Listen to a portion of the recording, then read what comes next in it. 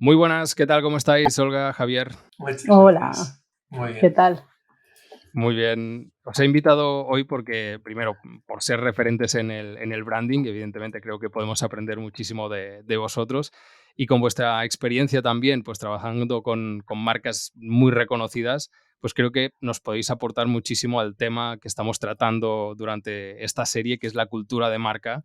O sea que hoy con vosotros hablaremos de dónde sale esta cultura de marca y cómo podemos definir una cultura correctamente en cada una de nuestras marcas desde pues, el branding, que es de lo que nos gusta hablar aquí.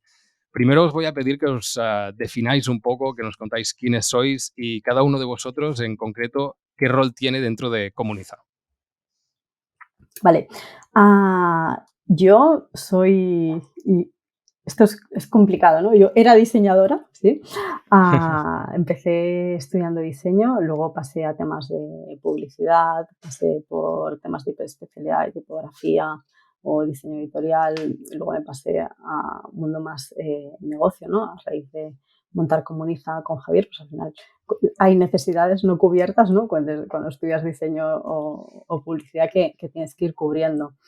Entonces, actualmente lo que hago principalmente es llevar la parte de gestión de equipo, de gestión de proyectos en algunos casos, orientación, desde luego, mucho feedback interno. Me dedico también a la parte más financiera y personas, que también es una fuente de tiempo importante y algo de marketing dentro de la Ujú. casa.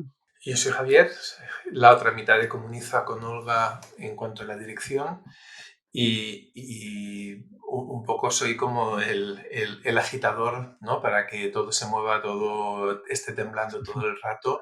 Entonces, hacemos buen tándem, Olga y yo, precisamente porque ella tiene una capacidad tremenda de construir cosas y a mí se me va la pinza a veces soñándolas y entonces nos vamos contando el uno al otro, ella a mí, yo a ella y con eso pues hemos montado Comuniza, que es una consultora que llevamos ya 10 años, más de 10 años haciendo proyectos y que nos permitió en el tiempo que nos sobra, que es entre cero y nada, pues liarnos también con branding. Entonces, en ese sentido, contentos y hacemos un buen tándem. Yo vengo más del mundo de la narrativa, de los contenidos y de la innovación, y entonces hacemos un match bastante complementario con Olga. Genial. ¿Y cómo os conocéis vosotros y cómo sale también el proyecto de Comuniza? Wow, nos conocemos de toda la vida, como quien dice, y Sí, que esto daría para otro podcast. literal, casi. Sí, daría para otro capítulo largo. Y en esencia, yo tenía proyectos de freelance. Ella estaba trabajando en una de las mejores consultoras de branding de España. Y hubo un momento determinado en el que ella tenía la sensación de haber cubierto etapa, entiendo, Sí, y yo necesitaba no solo manos, sino necesitaba la capacidad de estructurar proyectos que tenía Olga porque estábamos creciendo súper deprisa. Y sí. hubo un momento en el En que el que ahí agité yo. sí, bueno, claro, y hubo un No. momento en el que le dije, o sea, o me ayudas o se me va a ir de las manos el tinglao que tengo montado, porque pasamos de ser pues 2 personas y media a ser 8 en muy poco tiempo y a Ujú. crecer como a mucha velocidad con un proyecto muy grande. Empezamos trabajando en cosas con el IBEX 35 en cuanto que Olga se Enseguida, incorporó enseguida. y entonces ese enfoque muy de reto complejo, proyecto complejo, multipaís, que era algo que Olga estaba como muy acostumbrada, pues justo en el momento en el que lo ves venir y que ves venir un tortazo, Tony, o sea, yo veía venir, te vas a Ujú. pegar un tortazo, pero de los De buenos, hecho, de hecho hablábamos, ¿no? No, mira, yo sigo de freelance con mis cosas y era, no, montamos empresa y lo hacemos bien, y ¿verdad? ese hacerlo bien es culpa de Olga, total. Sí, sí. Sí, un proceso de transición, bueno, yo creo que fue muy bonito, muchísimo aprendizaje, porque de Ujú. pasar de ser freelance, ¿no? En tu caso, y en mi Mm. caso de estar trabajando para otro, a de repente tener una empresa que tú te piensas que es una cosa y se te van multiplicando, ¿no? Como las setas, te aparecen cosas a hacer que no te esperabas por todos lados. fue un aprendizaje muy intenso y muy bonito, ¿no? De construir tu propio proyecto. Sí. Claro. Y ahora hablabais de crecimiento, ¿no? Que como que al principio ya crecisteis bastante o que os encontrasteis con algún proyecto ya bastante grande. ¿Cómo se lleva a lo largo del tiempo el ir creciendo? Porque si en aquellos momentos erais 8, estabas comentando, no sé cuántos sois ahora Sí. mismo, y cómo habéis crecido desde entonces, estos 10 años que comentabais que ya lleváis. ¿Cómo se gestiona también todo este crecimiento? ¿Cómo se puede? Sí, ¿Cómo se puede? la principal respuesta es esa. ¿Cómo se puede? No, nosotros desde el inicio, un poco la vocación era buscar proyectos complejos, proyectos donde no hubiese una única respuesta correcta y donde Ujú. hubiese mucha niebla, mucha incertidumbre, ¿no? Tecnológica, económica o cultural, que son como las tres grandes fuerzas, que hubiesen muchas cosas que estuviesen pasando ahí y por lo tanto pues, hemos trabajado mucho, no sé, para los sectores aburridos que les han pasado muchas cosas, pues el energético, el bancario, el tecnológico, ¿no? Ahí hemos hecho mucho proyecto porque les ha cambiado todo el statu quo. Ujú. Nosotros durante un tiempo muy en enfoque de consultoría muy estratégica, cosas como muy cualitativas, y a medida que vimos que los problemas abordarlos requerían un poquito más de transversalidad, pues ahí Olga, que es el perfil más transversal que tenemos en el equipo, pues hizo ese viaje para ir teniendo capacidades más especialistas que nos permiten resolver retos de un nivel de calado enorme. Pero al final, o sea, hay mucho de prueba-error, yo creo, en el camino, ¿no? Mucho de tirarse a la piscina, entra este proyecto, pues lo abordamos, lo resolvemos, aprendemos por el camino, el cliente aprende con nosotros aprendemos con él, con el equipo lo mismo. Y luego además ir formándote en áreas que no tienes ni idea, ¿no? Ujú. Claro, el negocio no teníamos ni idea, pues nos tenemos que formar. Yo vengo de diseño, pues no pasa nada, estuve haciendo con el proyecto Canal Plus, si te acuerdas, Javier, cuando lo hicimos, pues yo hacía la interlocución principal de día con cliente y no pasa nada porque me interesa el lenguaje, sé de marca, sé de valores, sé lo que tienen que explicar, sé redactar. Entonces lo puedo hacer, ¿no? Entonces esta Ujú. transversalidad es importante. Por ejemplo, el proyecto Canal Plus, que fue un proyecto súper bonito, muy grande de redefinición del tono de voz en un proceso de rebranding que ellos hacían en la identidad gráfica la hicieron con R3. Nosotros estuvimos haciendo toda la parte de entrevistas, ir a los call centers, escuchar lo que decían los clientes, definir todo el tono de voz, cómo se hace en oral, cómo se hace en piezas de comunicación, en campaña, ¿sí? Un trabajo muy ingente, ¿Cómo Javier. es aquella Tú pantalla de error, estuviste, no? O sea, ¿cómo es la no pantalla? sé aquella pantalla de error, exacto.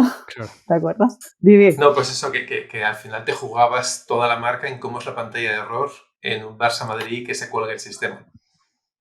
Efectivamente. La gente llamando, quejándose, ¿no? Se ha colgado en el Barça Madrid el sistema. Pues, ¿qué le pones ahí en ese Sí, textito?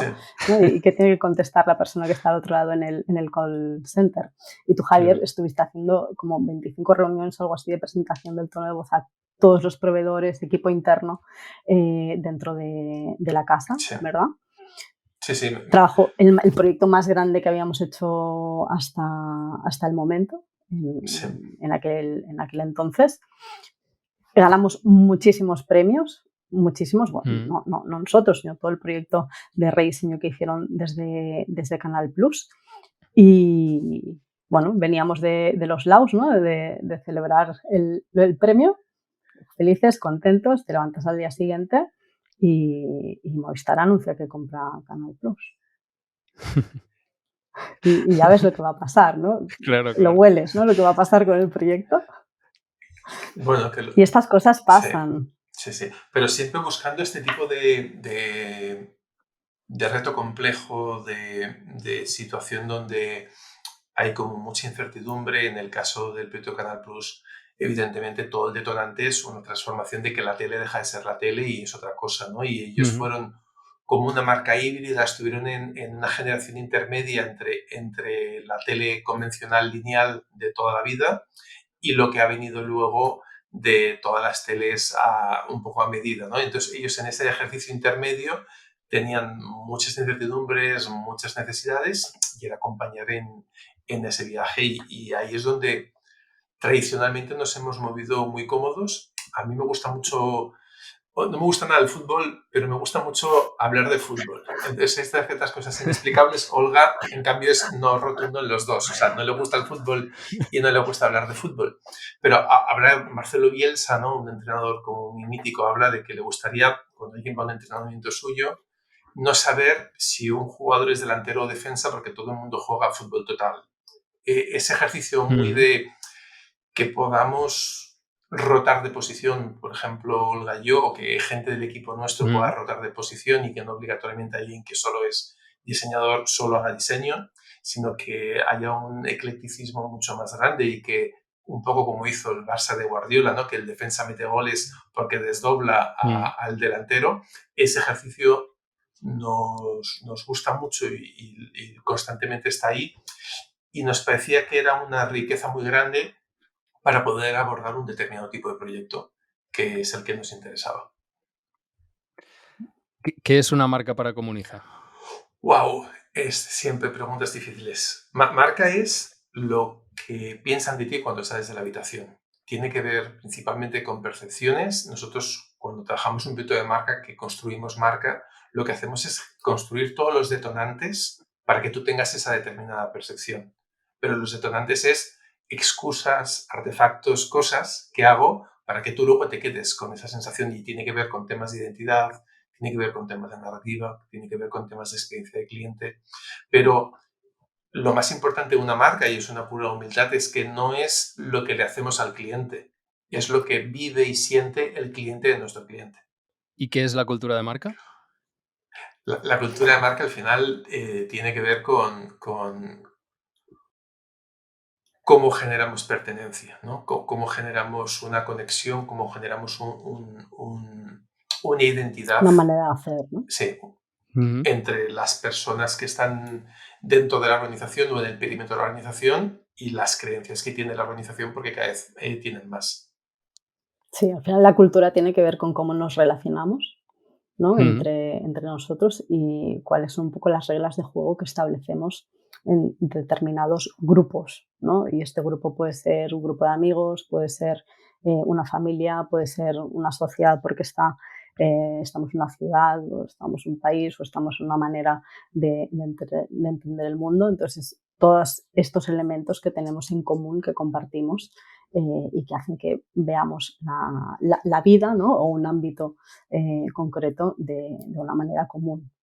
Que Ujú. si lo ponemos así como más académico, y Tony nos permites la licencia, que al final, o sea, la cultura tiene que ver con las representaciones colectivas, y por eso los símbolos son tan importantes. Por ejemplo, un símbolo Ujú. nacional como una bandera. O sea, por un lado las representaciones colectivas, por otro lado las normas o criterios, que es lo que nos dice un poco lo que está bien y lo que no está bien, las normas de comportamiento. Y por último son los valores, que tiene que ver con qué creemos que es bueno para el conjunto de nuestro colectivo y qué creemos que es malo. Al final, fíjate, representación colectiva, norma y valores es 100% lo que hacemos en branding. Sí, Ujú. sí, y de ahí también, ¿no? Que al final dices, no, branding, un logo, el símbolo. Bueno, es un reduccionismo muy bestia, ¿no? Y cero de acuerdo con esto. Pero bueno, el tema de la representación, pues tiene su importancia colectivamente.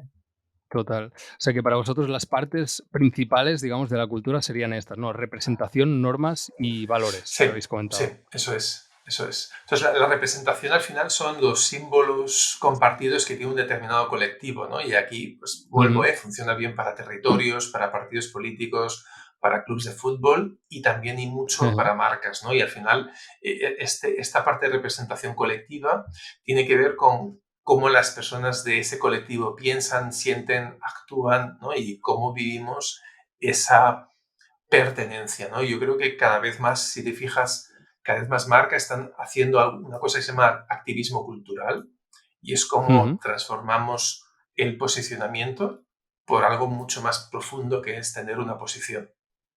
Posicionamiento ujú, es tengo un punto de vista, posición es que lo ejerzo. Entonces, cada vez más ujú, marcas están entrando en el activismo cultural. Ejemplo, Nike, cuando, por ejemplo, estuvo luchando políticamente contra Trump y todo el tema racial en Estados Unidos, y eso es Ujú. porque me hace mucho más memorable. Es decir, tener una representación colectiva importante y estar en el discurso me hace ser más significativo. Incluso, y eso es importante, incluso aunque las marcas polaricen. Cada vez más vemos en el espacio político, público, en general, Total. en redes sociales constantemente, cómo la polarización genera memorabilidad y vamos a ver cada vez más Ujú. marcas que generan polarización para ser más memorables. Y este sería como un primer bloque, ¿no?, de las representaciones colectivas. ¿La cultura de marca, es lo mismo que la cultura de empresa o estaría como en un plano superior la de marca y, por lo tanto, condiciona a la cultura de empresa? Yo creo que dentro de lo que sería la cultura de empresa, ¿vale? En realidad no existe la cultura de empresa, Ujú, existe la cultura de empresa, la cultura informal, ¿sí? O sea, siempre que hay una organización que está estructurada, ¿sí? Hay ujú. la cultura formal y hay la cultura informal, la que va por debajo. Y esto nos pasa a todos cuando hemos estado trabajando en algún sitio o nos metemos incluso en casa de cliente, ¿no? Que ves que hay como dos fuerzas que se mueven en paralelo, ¿sí? Lo que pasa en la cafetera, ¿no? Cuando te vas a la cafetería y lo que pasa cuando montas una reunión, Totalmente. ¿sí? Ya. Entonces, la cultura informal existe siempre, siempre, siempre y es natural, igual que existe en las casas, entre los amigos, hay maneras de hacer. Y eso Y luego es, está la y eso cultura, es, eso es lo que suele ser la cultura de empresa. Es eso, lo que sucede cuando juntamos a no sé cuántos empleados de una organización. pasan Pasan cosas, cosas. La ¿sí? cultura de marca Y es cuando voluntariamente decidimos tener una determinada cultura. eso es. Entonces, la cultura Entonces, de... Sí, internamente generas una cultura de marca formal y lo que haces es que tienes mecanismos para alinear lo que sería la cultura informal con la cultura formal, que es la que la organización quiere establecer dentro de la casa. sí. O sea, la cultura Y informal... ahí tienes mecanismos de explicar cómo es esta cultura, de determinar cómo son las normas, determinar cómo son los valores, hacer un proceso de formación a todos los empleados, cambiar tu manera de hacer el proceso de incorporación dentro de la casa, ¿no? Todo el tema de hiring, por qué Ujú. criterios contrato, ¿no? Por qué con criterios promociono, por qué criterios despido, ¿no? O sea, tienes muchos criterios y muchas palancas que tocar para poder alinear la cultura que realmente está fundando una casa con la que la organización desea internamente. Total, pero la cultura de empresa es como en el piloto automático. Esto es lo que sucede casi como por generación espontánea. Como Ujú. colectivo, automáticamente tenemos esto. La cultura de marca es cuando operamos sobre este piloto automático. Vale. Por lo tanto, la cultura de marca, diríamos que nace o que se hace. La cultura de marca parte de un punto de vista y ese punto de vista tiene que existir y es un trabajo proactivo, ¿vale? Entonces, muchas veces, y pienso en startups, nace de los fundadores. Una empresa Claro. pequeña que tiene fundadores, pues haces, ¿no? Claro. 2, 3, 4. Pues es muy fácil transmitir esta cultura fundacional y Ujú. estructurada que vaya hacia la informalidad, ¿no? Y que se vaya generando en este hacer y en este día a día de forma más espontánea. A medida que las organizaciones crecen, es más difícil de manejar y necesitas tener mecanismos de alineación para que Ujú. realmente lo que vaya calando en todas las personas que forman parte del equipo sea lo que la marca realmente quiere ser. Total. Pero ahí, Entonces las dos cosas nace y se hace, ¿no? Y se mantiene. Y luego para mí también está la parte de cómo transforma hacia afuera, ¿no? Que tiene que ver con lo que decías antes, Javier, de marcas que tienen que ver más con el activismo, ¿sí? Entonces, si tienes un punto de vista muy fuerte y te relacionas Ujú. mucho con comunidades, hay una cultura compartida también con estas comunidades. Todas las marcas, ¿creéis que necesitan una cultura? ¿Es algo que quizás algunas marcas dicen, bueno, esto de la cultura no va conmigo, o es cosa de quizás de algunas marcas que son quizás esto, que quieren tener un papel más como reivindicativo dentro de la sociedad o lo que sea? ¿Vosotros creéis que cualquier marca necesita tener una cultura? pero fíjate, lo comentaba Olga, hay un momento muy doloroso en las startups que es cuando la organización crece, ¿no? Y están los Ujú, fundadores, el equipo fundacional que genera una visión, una manera de entender, una determinada cultura, y eso funciona bien en un colectivo pequeño, y a medida que empiezo a hacer contrataciones más grandes, en cuanto que ujú, escalo o soy más internacional, empieza a diluirse la cultura de marca y aparecen unos pilotos automáticos ahí que son como anticuerpos de esa cultura de marca. Y eso tiene que ver con, es muy difícil proteger ese elemento, muy difícil. Entonces, si no lo protejo bien, si no lo defino, si no convierto lo informal en formal, si no lo estructuro, es muy posible que algo se me diluya. Y ahí, ujú. cuando pensamos en cómo definir esa marca, fíjate, lo veíamos estos días con Olga, ha publicado Netflix en abierto como sus 5 puntos de cultura. Y el Mm, punto 5 es evitamos las normas. Es un, Siempre dicen un vale, listado de normas, ¿eh? sí, en un listado de claro. normas, sí, pero es un listado cortito, ¿no? De cinco Sí, puntos. sí, Pero, pero que tiene un punto divertido, sí, ¿sabes? Sí. pero que el quinto punto es evitamos las normas implica un espacio discrecional para el trabajador súper grande. Está guay, está guay.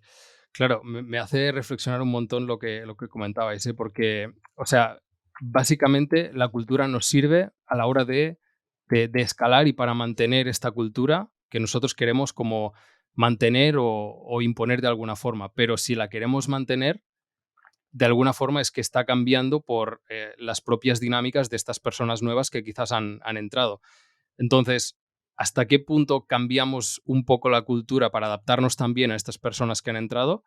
¿Y hasta qué punto imponemos de alguna forma, porque quede claro, digamos, las dos posiciones, la cultura que nosotros ya tenemos como marca? Claro, pero difícil pregunta.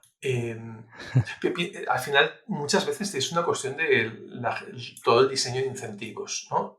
Ujú, Una empresa de nueva creación es muy probable que todo el equipo tenga visión panorámica y por lo tanto todo el mundo entienda dónde está la organización, cuáles son los temas, cuáles son los procesos, cuál es la dinámica. Incluso es posible que no haya departamentos o que no haya una job description muy cerrada. Es decir, por lo tanto todo se mueve en un mundo como muy líquido.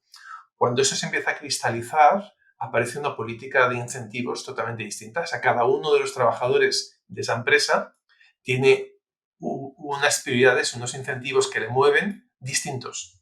Ejemplo, cuando hay una horizontalidad muy grande y todo no está cristalizado, hacer un proyecto es el incentivo, dejar huella. ujú, Cuando hay una estructura, hay un incentivo nuevo que es contentar a mi jefe, a mi responsable directo. Y, cambia por completo la gestión de incentivos.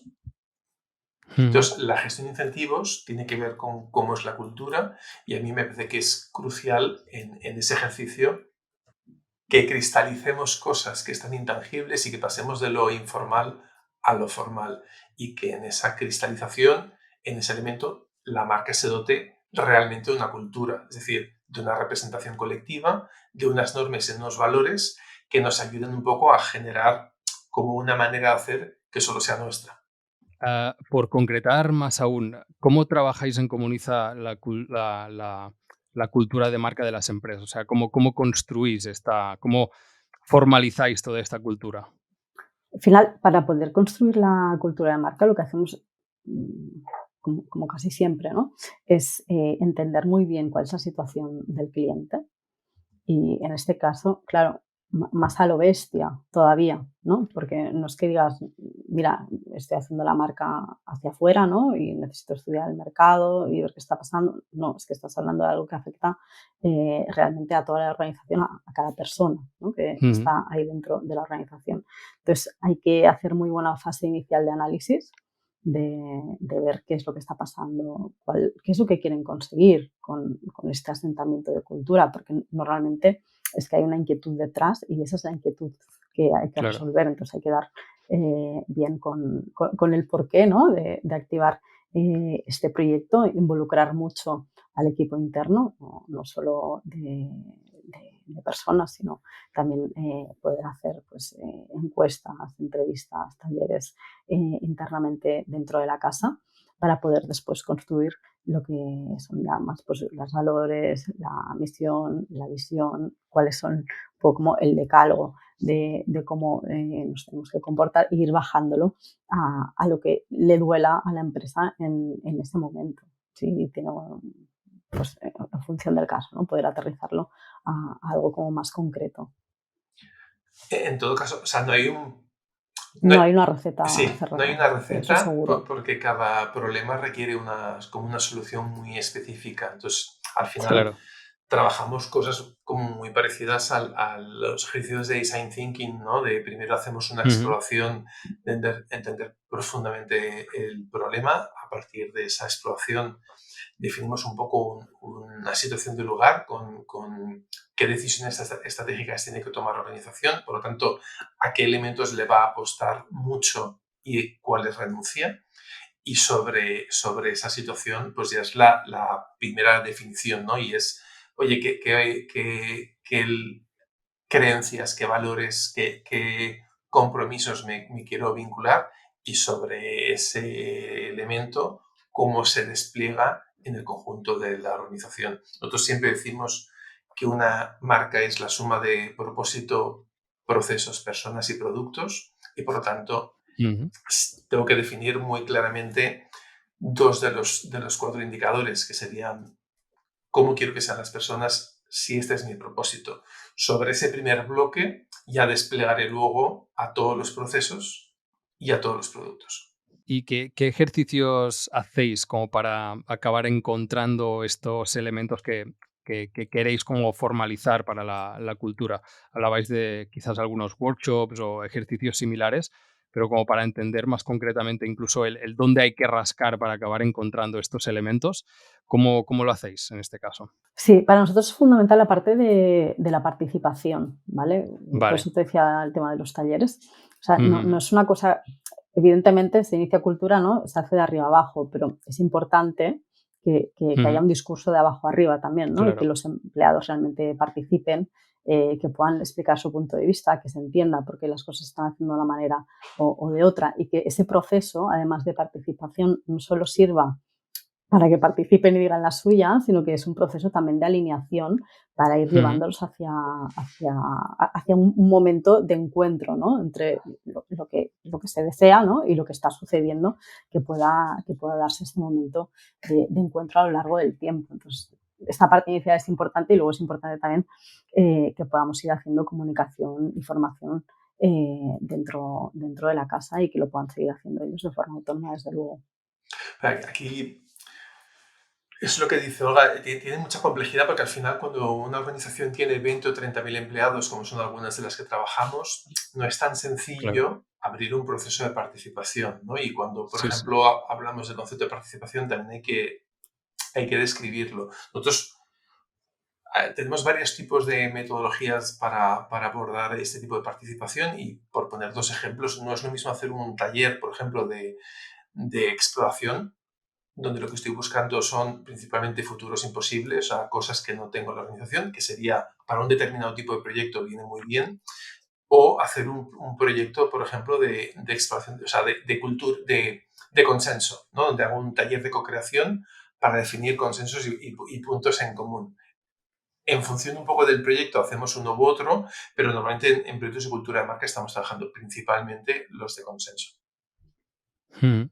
Entonces, Vale. porque cambia mucho el asunto. Entonces, no sé, ahora, por ejemplo, estamos trabajando un tema de cultura corporativa para una organización multilatina que está en 5 países.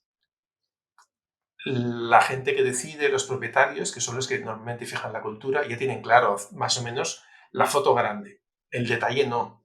Y entonces ahora es preguntar a un conjunto muy amplio de participantes, oye, ¿qué elementos de estos son compartidos? ¿En qué elementos de estos hay consenso? Para Claro. acabar de extraer la materia prima, pero no hacemos por un tema de expectativas, no hacemos, por ejemplo, un ejercicio de exploración con empleados, Ujú.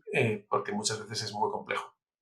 Vuelvo un poco a esta estructura que me habéis dado de representación, normas y valores, que es un poco lo que hay dentro de lo que forma la cultura. Sí, Creo que la gente aquí, yo he hablado bastante de valores, ya saben más o menos por dónde va. El tema de representaciones, si hablamos de símbolos sí. y de elementos un poquito más tangibles, creo que también pueden hacerse una idea, pero que quizás las normas quedan como un poquito más en el aire. ¿Nos podéis dar algún ejemplo de, por ejemplo, normas que se puedan institucionalizar y que puedan formar parte de una cultura de una marca?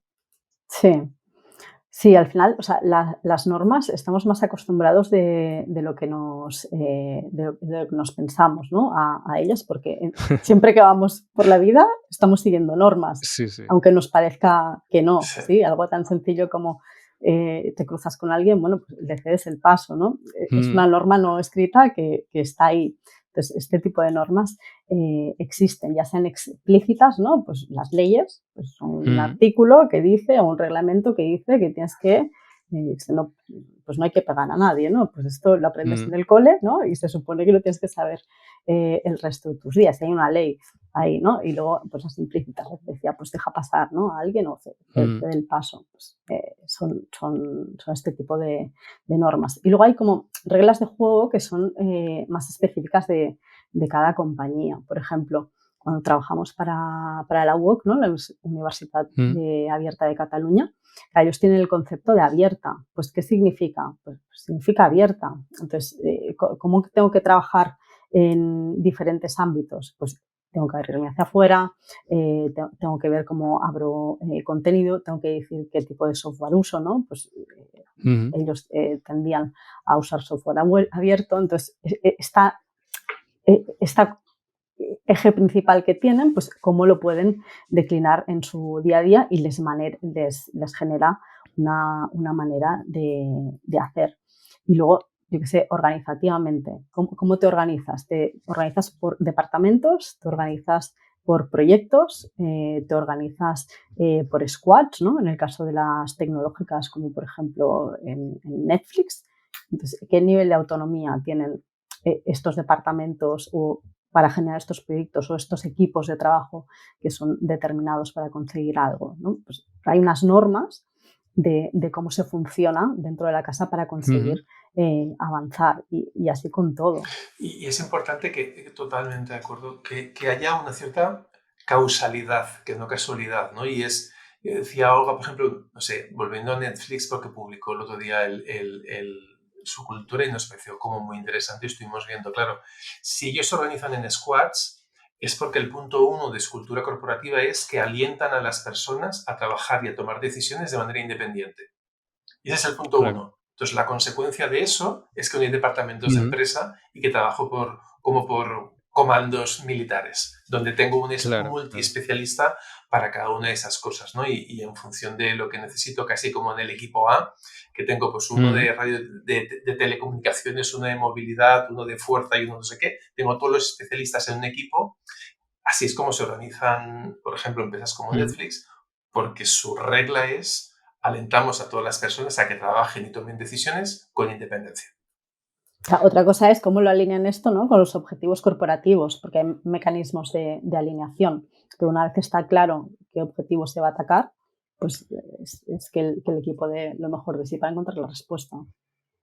Claro, como crear atributos que respalden estos valores principales que tenemos, ¿no? Bueno, es que todo va conectado. Al final, tú tienes una representación colectiva que puede ser un ritual.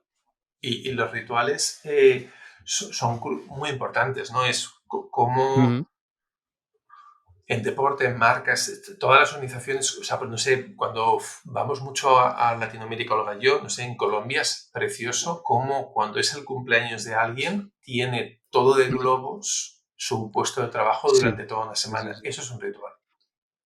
Eso es un ritual. A mí me flipan los rituales, sí, sí. Un ritual es que si puedes o no puedes traer tu perro al despacho.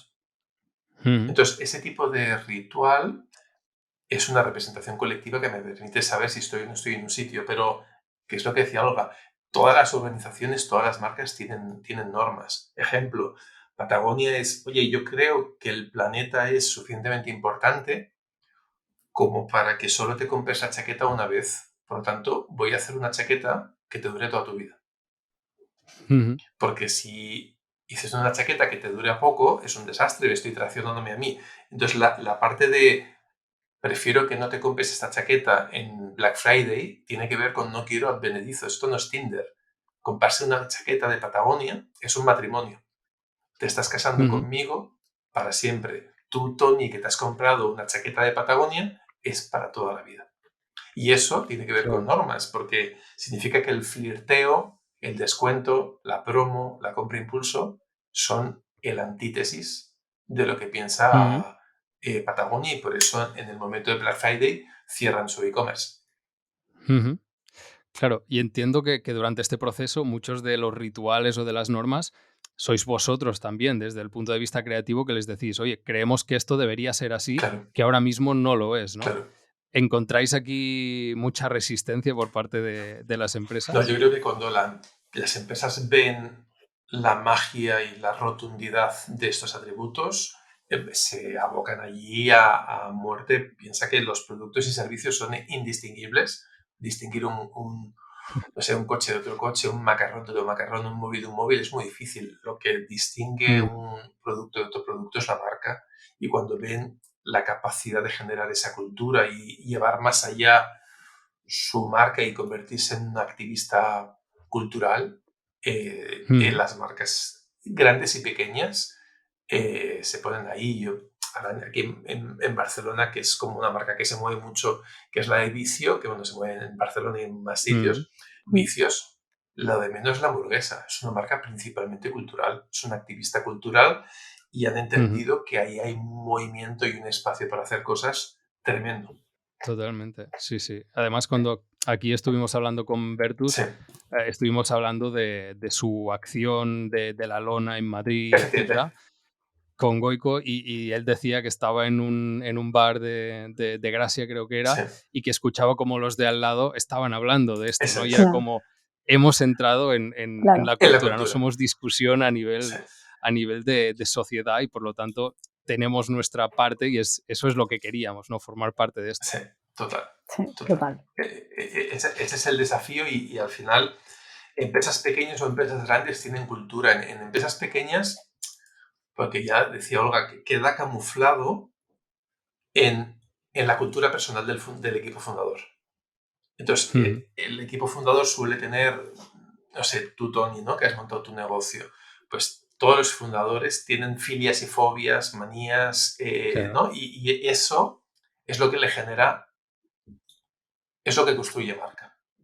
Porque tu Ujú, capacidad técnica de hacer cosas es menos importante que lo que te parece a ti bien o mal. Es decir, porque eso tiene más peso. Eso es lo que hace que elijas un ujú. cliente u otro, que pongas un precio u otro, que mandes a la mierda a un cliente u otro, que hagas un determinado proyecto u otro. Eso tiene más peso que tu capacidad técnica, por ejemplo, de resolver un proyecto.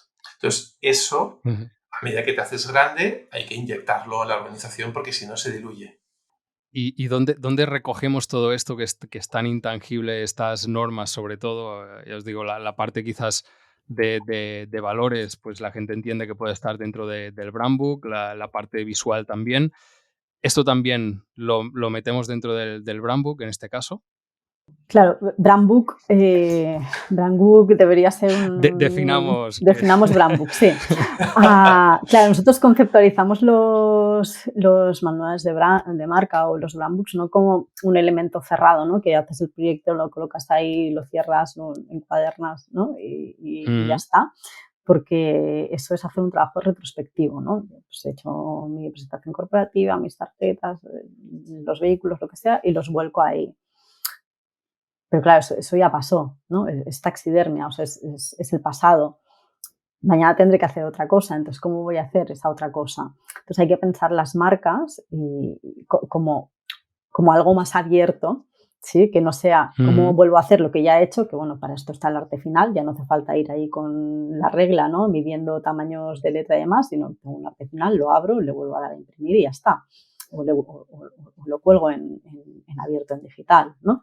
Entonces hay que pensar los brand books de forma como mucho más abierta, más pensando en los ingredientes que tengo, en cómo los puedo combinar, cómo son las normas de relación entre ellos para poder dar respuesta a lo que pueda venir en adelante, tanto desde el punto de vista gráfico como desde cualquier otro punto de vista. Entonces sí que hay herramientas donde se cierra cuáles son pues, estos valores, el comportamiento, las normas, sí, cuáles son los símbolos que tenemos y demás. Entonces, hay toda la parte de procesos y de protocolos internos, ¿no? Pues, oye, cuando se incorpora a alguien, pues, le coloco un mentor que tiene que hacer estas formaciones, tiene que pasar por este proceso de adaptación, ¿no? Entonces, esta parte de acompañamiento a nivel de cultura también es muy importante. ¿Hacemos revisiones? Vale, pues cada cuánto tiempo la hacemos. Pues hablamos con cada una de las personas de la organización, pues una vez al año, 2 veces al año, hay gente que lo hace trimestralmente, ¿no? Y con qué objetivo hacemos estas sesiones de feedback, ¿no? Entonces, en función de cómo sea tu cultura, organizas no solo el colocarlo en un documento, que está muy bien para que esté en algún sitio, ¿no? Pero sobre todo el cómo lo metes en la operación dentro de la empresa. Claro, Porque yo te puedo cómo lo hacer un manual activas, ¿no? precioso y decirte Sí, que los sí. valores son estos o colgártelos en la pared, ¿no? El clásico, Sí, y luego no usarlo, Bueno, ¿no? Porque porque en sí que realidad me estoy comportando de otra manera diferente. porque eso ya es una cultura en sí misma. O sea, el que encuaderna el documento y no vuelve a hablar del tema nunca más, ya es una cultura en sí claro, misma. Entonces, claro. en cambio hay otros clientes que constantemente están allá como midiendo Que es la mejorar. parte difícil, Total, total. en realidad, ¿no? Es cómo lo incorporo y lo mantengo dentro del día a día. Pero es cómo convierto el branding solo como un elemento de creación en un elemento de gestión y transformación. Eso es. Entonces, para nosotros, que es un debe que tiene el sector en su conjunto. Hay mucho énfasis en la creación y cuando vemos books, portfolios, ¿no? Hacemos mucho trabajo en la creación. He creado esto, este nombre, esta identidad visual, este sistema visual, y en realidad hay un esfuerzo tremendo, enorme, que nosotros nos sentimos muy interpelados, que tiene que ver con la gestión y con la transformación, con el modelo de gobierno, con el KPI, ¿no? con una serie de funciones de la marca que a nosotros nos parece que son cruciales y que muchas veces Claro. quedan como en un segundo plano. Sí, el tema de la activación, por ejemplo, es algo que también comentaban en el grupo de Telegram cuando les comenté pues, que hablaríamos de todos estos temas.